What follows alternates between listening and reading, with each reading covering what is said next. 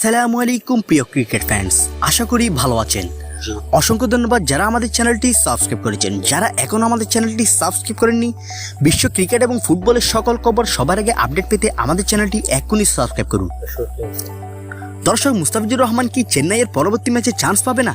এই কি বলল চেন্নাই সুপার কিংসের কোচ ডিজে ব্রাভো। বিস্তারিত জানুন ভিডিওতে। দর্শক, আপনারা নিশ্চয় জানেন ভারতে চলছে ইন্ডিয়ান প্রিমিয়ার লিগ আইপিএল। আর এই আইপিএলে ভারতের চেন্নাই সুপার কিংসের পক্ষ হয়ে খেলছে বাংলাদেশের cadre master Mustafizur Rahman.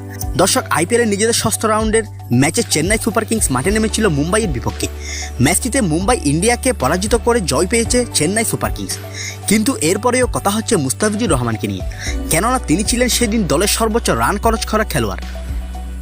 Chennai Super কিংসের হয়ে এদিন মুম্বাই ইন্ডিয়ানের বিপক্ষে 4 ওভারে 55 রান খরচ করেছে মুস্তাফিজুর রহমান, যা কিনা সেই ম্যাচে অন্য কোনো ক্রিকেটার খরচ করেননি। এরপর স্বাভাবিকভাবে মুস্তাফিজুর রহমানকে নিয়ে কথা হচ্ছে সামাজিক যোগাযোগ মাধ্যমে। এমনকি প্রশ্ন উঠেছে মুস্তাফিজুর রহমান কি পরবর্তী ম্যাচে খেলার সুযোগ পাবেন। এবার এই প্রশ্নটা করা হয় চেন্নাই সুপার কিংসের কোচ ডিজে ব্রাভোকে।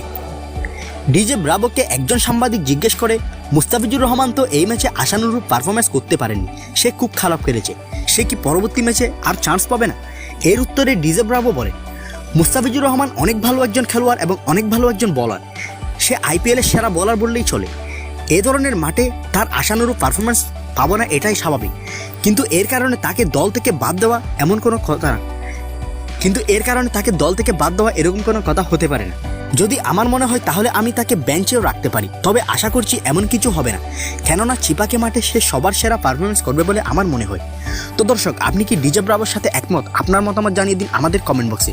এবং আপনার কি মনে হয় এর পরবর্তী ম্যাচে কি মুস্তাফিজ আবারও চান্স পাবে আইপিএলে? আপনার মতামত জানিয়ে দিন আমাদের কমেন্ট বক্সে।